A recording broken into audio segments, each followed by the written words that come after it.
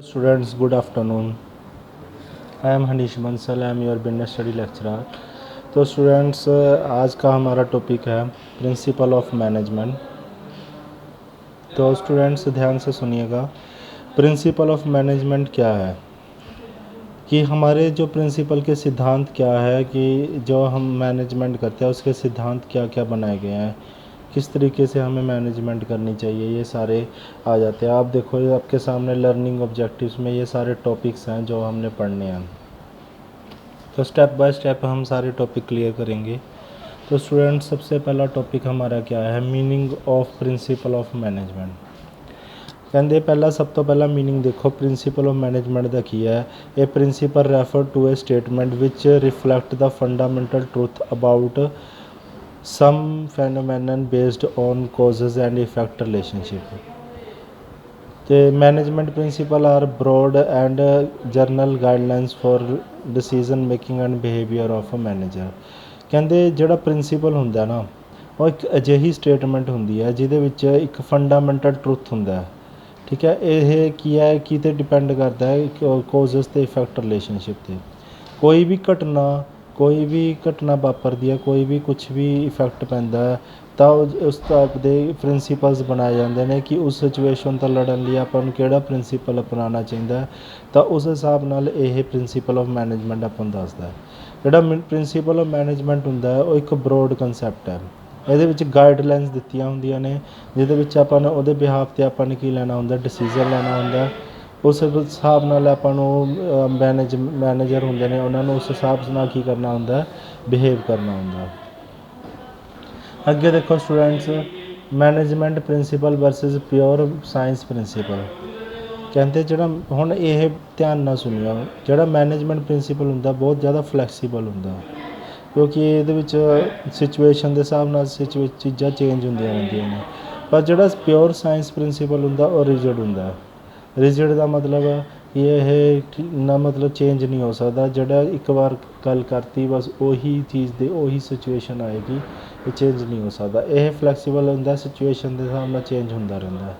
ਜਿਹੜਾ management principal ਹੈ ਉਹ ਅਪਲਾਈ ਕਰਦਾ ਕ੍ਰੀਏਟੀਵਿਟੀ ਦੇ ਤੌਰ 'ਤੇ, ਪਰ ਇਹ ਜਿਹੜਾ ਅਪਲਾਈ ਹੁੰਦਾ ਐਬਸੋਲੂਟ ਅਤੇ ਸਟੈਟਿਕ ਮੈਨਰ ਨਾਲ। ਮਤਲਬ ਜੋ ਐਬਸੋਲੂਟ ਚੀਜ਼ ਹੋਣੀ ਹੈ, ਸਟੈਟਿਕ ਮੈਨਰ ਨਾਲ ਸਥਿਰ ਚੀਜ਼ਾਂ ਨਾਲ ਜੋ ਚੀਜ਼ ਹੋਣੀ ਆ ਉਹੀ ਚੀਜ਼ ਇਹਦੇ ਅੰਦਰ ਆਉਂਦੀ ਹੈ। ਅਤੇ management principle has to keep pace with change in environment. ਕਹਿੰਦੇ ਇਹ ਆਪਣੇ ਆਪ ਨੂੰ ਚੇਂਜ ਕਰ ਸਕਦਾ ਇਨਵਾਇਰਮੈਂਟ ਦੇ ਅਕੋਰਡਿੰਗ, ਬਟ ਜਿਹੜਾ ਪ੍ਰਿੰਸੀਪਲ ਹੁੰਦਾ ਇਹ ਚੇਂਜ ਨਹੀਂ ਹੋ ਸਕਦੇ। ਇਹ ਜਿਹੜੀ ਚੀਜ਼ ਇੱਕ ਵਾਰ ਗੱਲ ਹੋ ਗਈ ਉਹੀ ਚੀਜ਼ ਆਏਗੀ। ਆਈ ਹੋਪ ਆਪ ਦੋਨਾਂ ਦੇ ਵਿੱਚ ਤੁਹਾਨੂੰ ਡਿਫਰੈਂਸ ਕਲੀਅਰ ਹੋ ਗਿਆ ਹੋਊਗਾ। ਅਗਲੇ ਪੇਜ 'ਤੇ ਦੇਖਦੇ ਹਾਂ। ਤਾਂ ਸਟੂਡੈਂਟ ਦੇਖੋ, ਹੁਣ ਇੱਕ ਹੋਰ ਟੌਪਿਕ ਆ ਜਾਂਦਾ management principle versus management technique. ਕਹਿੰਦੇ ਮੈਨੇਜਮੈਂਟ ਪ੍ਰਿੰਸੀਪਲ ਅਤੇ ਟੈਕਨੀਕ 'ਚ ਕੀ ਫ਼ਰਕ ਹੈ। ਕਹਿੰਦੇ ਮੈਨੇਜਮੈਂਟ ਪ੍ਰਿੰਸੀਪਲ ਆ ਗਾਈਡਲਾਈਨਸ ਫॉर ਐਕਸ਼ਨ। ਕਹਿੰਦੇ ਇਹ ਹਮੇਸ਼ਾ ਕਿਹਦੇ ਅਕੋਰਡਿੰਗ ਚੱਲਦਾ, ਗਾਈਡਲਾਈਨਸ ਫॉर ਐਕਸ਼ਨ ਦੇ ਅਕੋਰਡਿੰਗ ਚੱਲਦਾ। ਪਰ ਜਿਹੜਾ ਮੈਨੇਜਮੈਂਟ ਟੈਕਨੀਕ ਹੁੰਦੀ ਹੈ ਇਹਦੇ ਵਿੱਚ ਮੈਥਡਸ ਹੁੰਦੇ ਨੇ, ਪ੍ਰੋਸੀਜਰ ਹੁੰਦੇ ਨੇ ਜੋ ਆਪਾਂ ਨੂੰ ਕਿਸੇ ਗੋਲ ਨੂੰ ਪੂਰਾ ਕਰਨ ਵਾਸਤੇ ਸਟੈਪ ਬਾਏ ਸਟੈਪ ਮੁਤਾਬਿਕ ਚੱਲਣਾ ਹੁੰਦਾ। ਇਹ ਕੀ ਹੈ, ਸਿਰਫ ਉਹਦੇ ਗਾਈਡਲਾਈਨਸ ਹੁੰਦੇ ਨੇ, ਬਸ ਉਹਦੇ ਮੁਤਾਬਿਕ ਆਪਾਂ ਨੇ ਐਕਸ਼ਨ ਲੈਣਾ ਹੁੰਦਾ। ਇਹਦੇ ਵਿੱਚ ਬਹੁਤ ਸਾਰੇ ਮੈਥਡ ਪ੍ਰੋਸੀਜਰ ਹੁੰਦੇ ਨੇ ਜੋ ਸੀਰੀਜ਼ ਬਾਈ ਸਟੈਪ ਆਪਾਂ ਨੇ ਕੀ ਕਰਨਾ ਹੁੰਦਾ, ਉਹਨੂੰ ਫੋਲੋ ਕਰਕੇ ਆਪਾਂ ਨੇ ਅਪਣਾਉਣਾ ਹੁੰਦਾ। ਇਹਦੇ ਵਿੱਚ ਜ਼ਿਆਦਾ ਫਲੈਕਸੀਬਿਲਿਟੀ ਹੁੰਦੀ ਹੈ, ਇਹਦੇ ਵਿੱਚ ਘੱਟ ਫਲੈਕਸੀਬਿਲਿਟੀ ਹੁੰਦੀ ਹੈ। ਇਹਦੇ ਵਿੱਚ ਪਤਾ ਹੁੰਦਾ ਕਿ ਆਹ ਸਟੈਪ ਬਾਅਦ ਆਹ ਸਟੈਪ ਆਏਗਾ, ਆਹ ਸਟੈਪ ਬਾਅਦ ਆਹ ਸਟੈਪ ਆਏਗਾ। ਜ਼ਿਆਦਾ ਇਹਦੇ ਵਿੱਚ ਚੇਂਜਸ ਦੀ ਸੰਭਾਵਨਾ ਘੱਟ ਹੁੰਦੀ ਹੈ, ਪਰ ਇਹਦੇ ਵਿੱਚ ਚੇਂਜਸ ਦੀ ਸੰਭਾਵਨਾ ਕੀ ਹੁੰਦੀ ਹੈ, ਜ਼ਿਆਦਾ ਹੁੰਦੀ ਹੈ। ਅੱਗੇ ਦੇਖੋ, management principle versus values. Management principle versus value ਦੇ ਵਿੱਚ ਕੀ ਆਉਂਦਾ ਕਿ management principle are guideline for managerial action. ਕਹਿੰਦੇ ਇਹਨਾਂ ਦੇ ਜਿਹੜੇ ਪ੍ਰਿੰਸੀਪਲ ਹੁੰਦੇ ਨੇ ਉਹ ਮੈਨੇਜਰਲ ਐਕਸ਼ਨ ਦੀ ਗਾਈਡਲਾਈਨ ਦੇ ਅਕੋਰਡਿੰਗ ਕੰਮ ਕਰਦੇ ਨੇ। ਪਰ ਇਹਦੀ ਵੈਲਿਊਜ਼ ਮਤਲਬ ਆਪਣੇ ਵੈਲਿਊਜ਼ ਕੀ ਨੇ, ਇਹਨਾਂ ਦੇ ਵਿੱਚ ਗਾਈਡਲਾਈਨ ਕਿਹਦੇ ਅਕੋਰਡਿੰਗ ਕੰਮ ਕਰਦੀ ਹੈ, ਬਿਹੇਵੀਅਰ ਦੇ ਅਕੋਰਡਿੰਗ ਕਰਦੀ ਨੇ। ਇਹਦੇ ਵਿੱਚ ਜਿਹੜੀ ਗਾਈਡਲਾਈਨ ਦੇਤੀ ਬਸ ਉਸ ਦੇ ਮੁਤਾਬਿਕ ਮੈਨੇਜਰ ਕੀ ਕਰਦੇ ਨੇ, ਕੰਮ ਕਰਦੇ ਨੇ। ਪਰ ਇਹਦੇ ਵਿੱਚ ਕੀ ਹੈ, ਹਮੇਸ਼ਾ ਹਿਊਮਨ ਬਿਹੇਵੀਅਰ ਦੇ ਅਕੋਰਡਿੰਗ ਦੇਖਿਆ ਜਾਂਦਾ। ਇਹਦੇ ਵਿੱਚ ਕੀ ਹੈ, ਮੈਨੇਜਰ ਪ੍ਰਿੰਸੀਪਲ ਟੈਕਨੀਕਲ ਹੁੰਦੇ ਨੇ ਕਿਉਂਕਿ ਇਹਦੇ ਵਿੱਚ ਆਪਾਂ ਨੂੰ ਗਾਈਡਲਾਈਨ ਦਿੱਤੀਆਂ ਹੁੰਦੀਆਂ, ਉਹਦੇ ਮੁਤਾਬਿਕ ਆਪਾਂ ਨੂੰ ਸਿਚੁਏਸ਼ਨ ਦੇ ਮੁਤਾਬਿਕ ਆਪਾਂ ਨੂੰ ਕੀ ਕੰਮ ਕਰਨਾ, ਉਹਦਾ ਟੈਕਨੀਕਲ ਨੇਚਰ ਹੁੰਦਾ। ਪਰ ਇਹ ਕੀ ਹੈ, ਐਥੀਕਲ ਨੇਚਰ ਹੁੰਦਾ। ਇਹਦੇ ਵਿੱਚ ਆਪਾਂ ਨੂੰ ਪਤਾ ਹੁੰਦਾ ਸਹੀ ਚੀਜ਼ ਕੀ ਹੈ, ਗਲਤ ਚੀਜ਼ ਕੀ ਹੈ। ਤਾਂ ਤੁਹਾਨੂੰ ਇਹਦੇ ਵਿੱਚ ਵੀ ਡਿਫਰੈਂਸ ਕਲੀਅਰ ਹੋ ਗਿਆ ਹੋਣਾ ਸਟੂਡੈਂਟਸ। ਅੱਗੇ ਦੇਖੋ, ਕਹਿੰਦੇ ਨੇਚਰ ਕੀ ਹੈ, ਕਰੈਕਟ ਨੇਚਰ ਫੀਚਰ ਅਤੇ ਕਰੈਕਟਰਿਸਟਿਕਸ ਆਫ ਮੈਨੇਜਮੈਂਟ ਪ੍ਰਿੰਸੀਪਲ ਦੇ ਵਿੱਚ ਕੀ ਆਉਂਦਾ। The principle of management have been developed on the basis of live experiences of happening of the past। ਕਹਿੰਦੇ ਇਹ ਕੀ ਹੈ, ਯੂਨੀਵਰਸਲ ਐਪਲੀਕੇਸ਼ਨ ਹੈ। Universal application मतलब the principle of management are universal in nature, that means they can be applied to all type of organization irrespective of their size and nature।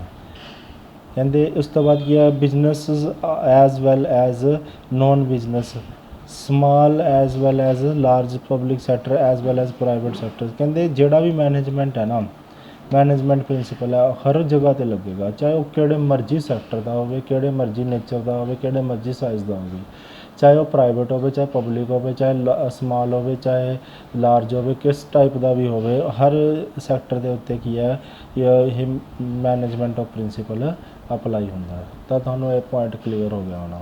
ਅੱਗੇ ਦੇਖੋ students, next page 'ਤੇ ਕਹਿੰਦੇ example ਕੀ ਆ, ਜਿਵੇਂ ਕਿਵੇਂ apply ਹੁੰਦਾ, ਚਾਹੇ principal of division of work applied in government office. ਹੁਣ ਇੱਕ ਕੰਸੈਪਟ ਹੈ principal the, division of work, ਕੰਮ ਨੂੰ ਵੰਡ ਕੇ ਕਰਨਾ। ਕਹਿੰਦੇ ਚਾਹੇ ਗੌਰਮੈਂਟ ਆਫਿਸ 'ਚ ਵੀ ਕੰਮ ਆਉਂਦਾ ਹੈ, ਉਵੇਂ ਹੁੰਦਾ ਕੰਮ ਗੌਰਮੈਂਟ ਆਫਿਸ 'ਚ ਵੀ ਉਵੇਂ ਆਪਾਂ ਵੰਡ ਕੇ ਕਰਦੇ ਹਾਂ, ਪ੍ਰਾਈਵੇਟ 'ਚ ਵੀ ਕੰਮ ਵੰਡ ਕੇ ਕਰਦੇ ਹਾਂ, ਹੋਸਪਿਟਲ 'ਚ, ਸਕੂਲ 'ਚ, ਕਲੱਬ 'ਚ, ਜਿਹੜੀ ਮਰਜ਼ੀ ਸੰਸਥਾ ਹੋਵੇ, ਹਰ ਚੀਜ਼ ਦੇ ਵਿੱਚ ਆਪਾਂ ਕੰਮ ਨੂੰ ਡਿਵਾਈਡ ਕਰਕੇ ਕਰਦੇ ਹਾਂ। ਇਹ ਇੱਕ ਪ੍ਰਿੰਸੀਪਲ ਹੈ, ਇੱਕ ਐਗਜ਼ਾਮਪਲ ਦੇ ਤੌਰ 'ਤੇ ਲਿੱਤਾ ਇੱਕ ਡਿਵੀਜ਼ਨ ਆਫ ਵਰਕ, ਅਤੇ ਉਸ ਹਿਸਾਬ ਨਾਲ ਜੇਕਰ ਆਪਾਂ ਉਹਨੂੰ ਅਪਲਾਈ ਕਰੀਏ ਤਾਂ ਕਿਹੜੀ ਮਰਜ਼ੀ ਸੰਸਥਾ ਹੋਵੇ, ਹਰ ਜਗ੍ਹਾ 'ਤੇ ਇਹ ਪ੍ਰਿੰਸੀਪਲ ਅਪਲਾਈ ਹੋਏਗਾ ਹੀ ਹੋਏਗਾ। ਅੱਗੇ ਆਉਂਦਾ ਜਰਨਲ ਗਾਈਡਲਾਈਨਸ। ਜਰਨਲ ਗਾਈਡਲਾਈਨਸ ਦੇ ਵਿੱਚ ਕੀ ਆਉਂਦਾ, management principle are guidelines to action, but these principle do not provide readymade solution for any problem. ਕਹਿੰਦੇ ਜਿਹੜੇ ਗਾਈਡਲਾਈਨ ਦਿੱਤੀ ਹੁੰਦੀ ਆ, ਉਹ ਗਾਈਡਲਾਈਨ ਦੇ ਅਕੋਰਡਿੰਗ ਆਪਾਂ ਐਕਸ਼ਨ ਲੈ ਲੈਂਦੇ ਹਾਂ, ਉਹਦੇ ਅਕੋਰਡਿੰਗ ਕੰਮ ਤਾਂ ਕਰ ਲੈਂਦੇ ਹਾਂ, ਪਰ ਇੱਕ ਰੈਡੀਮੇਡ ਸੋਲਿਊਸ਼ਨ ਨਹੀਂ ਹੈਗਾ। ਹਰ ਚੀਜ਼ ਦਾ ਰੈਡੀਮੇਡ ਸੋਲਿਊਸ਼ਨ ਹੈ ਕਿ ਹਾਂ ਵੀ ਇਹ ਸਿਚੁਏਸ਼ਨ ਹੈ ਤਾਂ ਇਹਦਾ ਆ ਹੋਊਗਾ, ਇਹ ਸਿਚੁਏਸ਼ਨ ਹੈ ਤਾਂ ਆ ਹੋਊਗਾ। ਹਾਂ, ਆਪਾਂ ਨੂੰ ਇੱਕ ਗਾਈਡਲਾਈਨ ਦਿੱਤੀ ਹੈ ਕਿ ਇਸ ਤਰੀਕੇ ਦੀ ਸਿਚੁਏਸ਼ਨ ਆਉਂਦੀ ਹੈ ਤਾਂ ਇਸ ਤਰੀਕੇ ਨਾਲ ਆਪਾਂ ਕਰ ਸਕਦੇ ਹਾਂ, ਬਟ ਐਕਚੁਅਲ ਦੇ ਵਿੱਚ ਤਾਂ ਆਪਾਂ ਨੂੰ ਸਿਚੁਏਸ਼ਨ 'ਚ ਹੀ ਪਤਾ ਲੱਗਦਾ ਕਿ ਹਾਂ ਇਹ ਚੀਜ਼ ਐਵੇਂ ਹੋਊਗੀ। For example, the principle of stability of tenure consists on giving a stable time period to employee to settle down, but how much time period to be given, 6 month, 1 year, vary from company to company। ਹੁਣ ਇੱਕ principal C stability of tenure consist on giving A stable time period. ਹੁਣ ਇਹਦੇ ਵਿੱਚ ਜਿਹੜਾ ਇੱਕ principal ਲੱਗਦਾ ਹੈ stability of tenure, ਹੁਣ ਇਹਨਾਂ ਦਾ ਮਤਲਬ ਕੀ ਹੈ ਕਿ ਇੱਕ ਇੰਪਲੋਈ ਜਿਹੜਾ ਸੈਟਲ ਡਾਊਨ ਹੈ ਉਹ ਕਿੰਨੇ ਮਰਜ਼ੀ ਟਾਈਮ 'ਤੇ ਹੋ ਸਕਦਾ, ਚਾਹੇ ਉਹ 6 ਮੰਥ ਲਈ, ਇਹ ਡਿਪੈਂਡ ਕਿਤੇ ਕਰਦਾ ਕੰਪਨੀ ਟੂ ਕੰਪਨੀ। ਮਤਲਬ ਤੁਹਾਨੂੰ ਮੈਂ ਇੱਕ ਸਟੇਬਿਲਿਟੀ ਆਫ ਟੈਨਿਓਰ ਵਾਲਾ ਪੁਆਇੰਟ ਸਮਝਾਉਣਾ, 2 ਮਿੰਟ ਰੁਕੋ। ਤੁਹਾਡੀ ਸਕਰੀਨ 'ਤੇ stability of tenure of personnel word ਆਇਆ ਸੀਗਾ। ਹੁਣ ਉਹ ਐਗਜ਼ਾਮਪਲ ਤਾਂ ਸਮਝ ਆਏਗੀ ਤੁਹਾਨੂੰ ਜੇਕਰ ਇਹ ਪੁਆਇੰਟ ਸਮਝ ਆਊਗਾ। ਇਹਦੇ ਵਿੱਚ ਦੇਖੋ, it refer to not frequent termination and transfer according to this principle must provide feeling of job security among the employee, because with the feeling of insecurity for the job the employ can not contribute their maximum frequent turnover. Turnover का मतलब होंगे company में आना जाना, मतलब हट के चले गए, ज्वाइन हो गए, ये bad for organisation. Such decision must be taken when they are almost unavoidable. ਤਾਂ ਇਹ ਪੁਆਇੰਟ ਇਹ ਕਹਿ ਰਿਹਾ ਕਿ ਜਿਹੜਾ ਹੁਣ ਇੱਕ ਇੰਪਲਾਈ ਉੱਥੇ ਤਾਂ ਰੁਕੇਗਾ ਜੇਕਰ ਉੱਥੇ ਉਹਨੂੰ ਵਧੀਆ ਜੋਬ, ਵਧੀਆ ਫੈਸਿਲਿਟੀ, ਫੀਲਿੰਗ ਵਧੀਆ ਆਏਗੀ, ਤਾਂ ਸਿਕਿਉਰਿਟੀ ਹੋਏਗੀ ਤਾਂ ਉਹ ਉੱਥੇ ਜਾ ਕੇ ਰੁਕੇਗਾ। ਅਦਰਵਾਈਜ਼ ਅਗਰ ਉਹ ਇਨਸਿਕਿਉਰ ਫੀਲ ਕਰੇਗਾ ਤਾਂ ਉਹ ਜ਼ਿਆਦਾ ਟਰਨਓਵਰ ਹੋਣ ਦੇ ਚਾਂਸ ਹੁੰਦੇ ਨੇ। ਇਹ stability of turnover the tenure of personal the point ਹੈ। ਹੁਣ ਤੁਹਾਨੂੰ ਕਲੀਅਰ ਹੋ ਗਿਆ ਹੋਊਗਾ। ਅੱਗੇ ਦੇਖਦੇ ਆਪਾਂ ਉਹੀ ਪੁਆਇੰਟ 'ਚ। ਹੁਣ ਜਰਨਲ ਗਾਈਡਲਾਈਨਸ ਦੇ ਵਿੱਚ ਕੀ ਹੈਗੀ, ਉਹੀ ਸਟੇਬਿਲਿਟੀ ਆਫ ਟਰਨਓਵਰ। ਜੇਕਰ ਆਪਾਂ ਹੁਣ ਇੱਕ ਇੰਪਲੋਈ ਹੈ, ਅਗਰ ਉਹ ਜ਼ਿਆਦਾ ਵਧੀਆ ਫੀਲ ਕਰ ਰਿਹਾ, ਮਤਲਬ ਸਹੀ ਤਰੀਕੇ ਨਾਲ ਤੋਂ ਕੰਮ ਲੈ ਰਿਹਾ, ਤਾਂ 6 ਮਹੀਨੇ ਵੀ ਰੁਕ ਸਕਦਾ, 1 ਸਾਲ ਵੀ ਰੁਕ ਸਕਦਾ।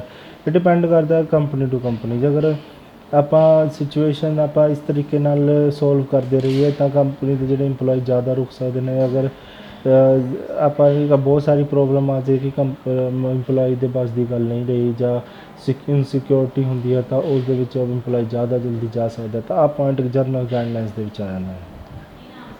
Formed by practice and experiments.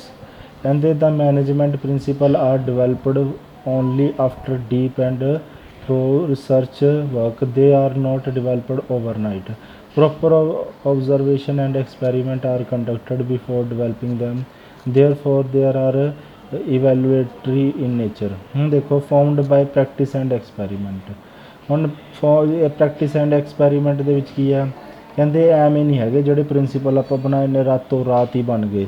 ਇਹ ਪ੍ਰਿੰਸੀਪਲ ਆਪਾਂ ਨੇ ਬਹੁਤ ਜ਼ਿਆਦਾ ਐਕਸਪੈਰੀਮੈਂਟ, ਬਹੁਤ ਜ਼ਿਆਦਾ ਮਿਹਨਤ ਨਾਲ, ਐਕਸਪੈਰੀਮੈਂਟ ਨਾਲ ਜਾਂ ਓਬਜ਼ਰਵੇਸ਼ਨ ਨਾਲ ਬਣਾਏ ਹੋਏ ਪ੍ਰਿੰਸੀਪਲ ਨੇ। ਹਰ ਜਗ੍ਹਾ ਦੀ ਜੇ ਆਪਾਂ ਨੇ ਦੇਖਿਆ ਹਰ ਔਰਗਨਾਈਜੇਸ਼ਨ 'ਚ ਅਪਲਾਈ ਹੁੰਦੇ ਨੇ, ਨਹੀਂ ਹੁੰਦੇ, ਤਾਂ ਇਸ ਤਰੀਕੇ ਨਾਲ ਇਹ ਪ੍ਰਿੰਸੀਪਲ ਬਣਾਏ ਗਏ ਨੇ। ਇਸ ਲਈ ਇਹ ਜਿਹੜੇ ਪ੍ਰਿੰਸੀਪਲ ਨੇਗੇ ਉਹ ਫੋਮ ਬਾਏ ਪ੍ਰੈਕਟਿਸ ਅਤੇ ਐਕਸਪੈਰੀਮੈਂਟ ਨਾਲ ਤਿਆਰ ਕੀਤੇ ਜਾਂਦੇ ਨੇ। ਠੀਕ ਹੈ, ਤਾਂ ਪੁਆਇੰਟ ਇਹਦੇ ਅੰਦਰ ਆ ਜਾਂਦਾ। ਅੱਗੇ ਦੇਖੋ ਫਲੈਕਸੀਬਲ ਦੇ ਵਿੱਚ ਕੀ ਆਉਂਦਾ, management principal can be applied differently under different condition. Some changes can be made in application of principle according to the requirement of the company. These are not set of rigid statement. These can be modified by the manager who are using them. ਕਹਿੰਦੇ flexible ਹੁੰਦੇ ਨੇ। Flexible ਮਤਲਬ situation ਦੇ ਹਿਸਾਬ ਨਾਲ ਇਹ ਕੀ ਹੁੰਦੇ ਰਹਿੰਦੇ ਨੇ, ਚੇਂਜ ਹੁੰਦੇ ਰਹਿੰਦੇ ਨੇ। ਠੀਕ ਹੈ, ਤਾਂ ਇਸ ਲਈ ਇਹਦੇ ਵਿੱਚ ਕੋਈ ਰਿਜਿਡ ਸਟਰਕਚਰ ਨਹੀਂ ਹੁੰਦਾ, ਸਥਿਰ ਸਟਰਕਚਰ ਨਹੀਂ ਹੁੰਦਾ ਕਿ ਹਾਂ ਵੀ ਜਿਹੜਾ ਪ੍ਰਿੰਸੀਪਲ 'ਚ ਗੱਲ ਲਿਖਤੀ ਹੈ ਉਹੀ ਚੀਜ਼ ਕਰਨੀ ਹੈ। ਕਈ ਵਾਰ ਇਹ ਕੀ ਹੈ, ਸਿਚੁਏਸ਼ਨ ਦੇ ਹਿਸਾਬ ਨਾਲ ਵੀ ਚੇਂਜ ਕਰ ਸਕਦਾ ਮੈਨੇਜਰ, ਅਤੇ ਉਹ ਮੈਨੇਜਰ 'ਤੇ ਡਿਪੈਂਡ ਕਰਦਾ ਕਿ ਉਹ ਪ੍ਰਿੰਸੀਪਲ ਨੂੰ ਕਿਵੇਂ, ਕਿਸ ਤਰੀਕੇ ਨਾਲ ਯੂਜ਼ ਕਰੇ, ਕਿਵੇਂ ਮੋਡੀਫਾਈ ਕਰੇ ਤਾਂ ਜੋ ਉਹਨਾਂ ਦਾ ਕੰਮ ਸਹੀ ਤਰੀਕੇ ਨਾਲ ਚੱਲ ਸਕੇ। ਤਾਂ ਇਸ ਲਈ ਇਹ ਫਲੈਕਸੀਬਲ ਜ਼ਿਆਦਾ ਦੇਖਣ ਨੂੰ ਮਿਲਦੇ ਨੇ। ਅੱਗੇ ਆ ਜਾਂਦਾ ਸਟੂਡੈਂਟਸ ਮੇਨਲੀ ਬਿਹੇਵੀਅਰਲ। ਜਿਹੜੇ ਪ੍ਰਿੰਸੀਪਲ ਹੁੰਦੇ ਨੇ ਮੈਨੇਜਮੈਂਟ, ਇਹ principle management are formed to guide and influence the behaviour of EMPLOYE। These principles insist on improving relationship between superior and subordinate and all the member of organization. They also establish relation between human and material resources। ਕਹਿੰਦੇ ਹਮੇਸ਼ਾ ਜਿਹੜਾ principal ਜਿਹੜਾ form ਹੁੰਦਾ, guide ਹੁੰਦਾ, ਉਹ EMPLOYE ਦੀ behaviour 'ਤੇ depend ਕਰਦਾ। ਹੁਣ ਹਰੇਕ ਔਰਗਨਾਈਜੇਸ਼ਨ ਵਿੱਚ EMPLOYE ਜਿਹੜਾ ਜਾਂ ਸੁਪੀਰੀਅਰ ਸਬੋਰਡੀਨੇਟ ਦਾ ਰਿਲੇਸ਼ਨਸ਼ਿਪ ਡਿਫਰੈਂਟ ਬਿਹੇਵੀਅਰ ਦੇ ਡਿਫਰੈਂਟ ਮੈਂਬਰ ਨਾਲ ਹੁੰਦਾ।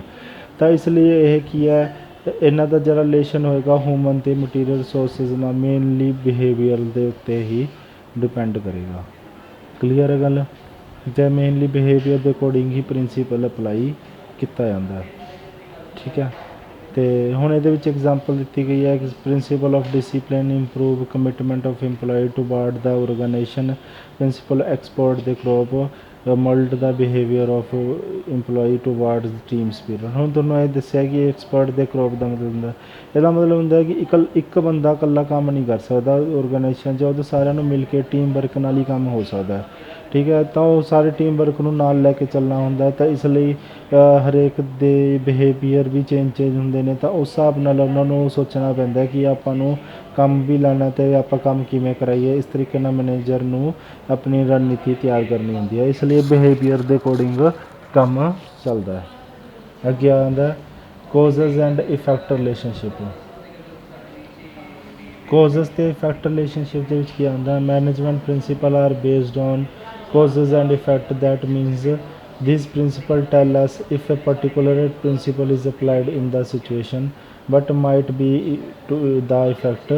Although these principles cannot state perfectly absolute result because these are applied on a human being, but it help on knowing some idea about the effect। ਕਹਿੰਦੇ ਜੇ ਇਹ ਜਿਹੜਾ principal depend ਵੀ ਇਸ 'ਤੇ ਕਰਦਾ ਹੈ ਕਿ ਕੋਜ਼ਸ ਅਤੇ ਇਫੈਕਟ ਦੇ ਅਕੋਰਡਿੰਗ। ਠੀਕ ਹੈ, ਇਹਦਾ ਮਤਲਬ ਇਹ ਹੈ ਜਿਹੜਾ ਪ੍ਰਿੰਸੀਪਲ ਹਮੇਸ਼ਾ ਸਿਚੁਏਸ਼ਨ ਦੇ ਅਕੋਰਡਿੰਗ ਅਪਲਾਈ ਹੁੰਦਾ ਹੈ। ਹੁਣ ਜਿਸ ਹਿਸਾਬ ਦੀ ਸਿਚੁਏਸ਼ਨ ਹੋਏਗੀ ਉਸ ਹਿਸਾਬ ਦਾ ਆਪਾਂ ਪ੍ਰਿੰਸੀਪਲ ਲਗਾਵਾਂਗੇ। ਐਵੇਂ ਨਹੀਂ ਹੈਗਾ ਕਿ ਪ੍ਰਿੰਸੀਪਲ ਉਸ ਸਿਚੁਏਸ਼ਨ 'ਤੇ ਪਰਫੈਕਟਲੀ ਅਪਲਾਈ ਕਰ ਜੇ। ਕੁਛ ਹੱਦ ਤੱਕ ਅਪਲਾਈ ਹੋ ਸਕਦਾ ਹੈ, ਕੁਛ ਹੱਦ ਤੱਕ ਨਹੀਂ ਹੋ ਸਕਦਾ। ਇਸ ਲਈ ਹਮੇਸ਼ਾ ਸਿਚੁਏਸ਼ਨ ਦੇ ਅਕੋਰਡਿੰਗ ਇਹਨਾਂ ਨੂੰ ਪ੍ਰਿੰਸੀਪਲ ਅਪਲਾਈ ਕੀਤਾ ਜਾਂਦਾ ਅਤੇ ਕਾਫੀ ਹੱਦ ਤੱਕ ਲੱਗ ਜਾਂਦਾ, ਕਾਫੀ ਹੱਦ ਤੱਕ ਨਹੀਂ ਲੱਗਦਾ। ਤਾਂ ਉਸ ਹਿਸਾਬ ਨਾਲ ਸਿਚੁਏਸ਼ਨ ਦੇ ਅਕੋਰਡਿੰਗ ਆਪਣੇ ਆਪ ਨੂੰ ਢਾਲਣਾ ਪੈਂਦਾ। ਅੱਗੇ ਆਉਂਦਾ ਕੰਟੀਜੈਂਟ ਕੀ, ਮੈਨੇਜਮੈਂਟ ਪ੍ਰਿੰਸੀਪਲ ਆਰ ਕੰਟੀਜੈਂਟ ਔਰ depended upon the situation prevailing in the organization. Their application and effect depend upon the nature of the organization. The application of principle has to be changed with the change in a situation. Example, Principle of team spirit is very important for an organization, but work is carried out by a group of people where it is of no use in the company, but where work is performed by individual and not by a group। ਕਹਿੰਦੇ ਕੰਟੀਜੈਂਟ ਹੁੰਦਾ। ਕੰਟੀਜੈਂਟ ਦਾ ਮਤਲਬ ਕੀ ਹੁੰਦਾ ਜਾਂ principal ਹਮੇਸ਼ਾ ਕੀ ਆ, ਹਮੇਸ਼ਾ ਚੱਲ ਰਹਿਣ ਵਾਲੇ ਹੁੰਦੇ ਨੇ, ਪਰ ਇਹ ਡਿਪੈਂਡ ਕਰਦੇ ਨੇ ਸਿਚੁਏਸ਼ਨ 'ਤੇ, ਠੀਕ ਹੈ। ਅਤੇ ਜਦੋਂ ਵੀ ਸਿਚੁਏਸ਼ਨ ਚੇਂਜ ਹੁੰਦੀ ਆ ਉਸ ਹਿਸਾਬ ਨਾਲ ਇਹ ਮਤਲਬ ਆਪਣੇ ਆਪ ਨੂੰ ਢਾਲਣਾ ਹੁੰਦਾ ਤਾਂ ਇਹ ਮੈਨੇਜਰ ਦੀ ਸਰਦਰਦੀ ਹੁੰਦੀ ਹੈ ਕਿ ਆਹ ਸਿਚੁਏਸ਼ਨ ਆ ਗਈ, ਉਸ ਹਿਸਾਬ ਨਾਲ ਇਹਨੂੰ ਢਾਲਣਾ ਹੁੰਦਾ। ਇਸ ਲਈ ਮੈਨੇਜਮੈਂਟ ਜਿਹੜਾ ਪ੍ਰਿੰਸੀਪਲ ਹੈ ਲਗਾਤਾਰ ਚੱਲਦਾ ਰਹਿੰਦਾ। ਇਸ ਲਈ ਇਹਦੇ ਵਿੱਚ ਕਦੇ ਵੀ ਰੁਕਾਵਟ ਨਹੀਂ ਹੈ, ਨਾ ਖਤਮ ਹੋਣ ਵਾਲਾ ਪ੍ਰੋਸੈਸ ਹੈ, ਇਹ ਹਮੇਸ਼ਾ ਚੱਲਦਾ ਹੀ ਰਹੇਗਾ, ਠੀਕ ਹੈ। ਅਤੇ ਹੁਣ ਜਿਵੇਂ ਐਗਜ਼ਾਮਪਲ ਦਿੱਤੀ ਹੈ principal team spirit is very important. Team spirit principal ਦੇ ਵਿੱਚ ਬਹੁਤ ਇੰਪੋਰਟੈਂਟ ਹੈ ਕਿਉਂਕਿ ਸਾਰਿਆਂ ਨੇ ਮਿਲ ਕੇ ਕੰਮ ਕਰਨਾ ਹੁੰਦਾ, ਠੀਕ ਹੈ। ਇਕੱਲਾ ਬੰਦਾ ਕਦੇ ਵੀ ਕੰਮ ਨਹੀਂ ਕਰ ਸਕਦਾ, ਸਾਰਿਆਂ ਨਾਲ ਮਿਲ ਕੇ ਕੰਮ ਕਰੇਗਾ ਤਾਂ ਹੀ ਔਰਗੇਨਾਈਜੇਸ਼ਨ ਦੇ ਗੋਲ ਅਚੀਵ ਹੋ ਸਕਦੇ ਨੇ। ਇਸ ਲਈ ਆਪਾਂ ਨੂੰ ਹਰ ਜਗ੍ਹਾ 'ਤੇ ਪ੍ਰਿੰਸੀਪਲ ਹਰ ਸਿਚੁਏਸ਼ਨ 'ਤੇ ਹਰ ਟਾਈਮ ਜ਼ਰੂਰਤ ਪੈਂਦੀ ਰਹਿੰਦੀ ਹੈ, ਇਸ ਲਈ ਇਹ ਕੰਟੀਨਿਊ ਪ੍ਰੋਸੈਸ ਹੈ। ਹੁਣ ਸਮਝ ਆ ਗਿਆ ਹੋਊਗਾ ਸਾਰਿਆਂ ਨੂੰ, ਅੱਗੇ ਦੇਖਦੇ ਹਾਂ।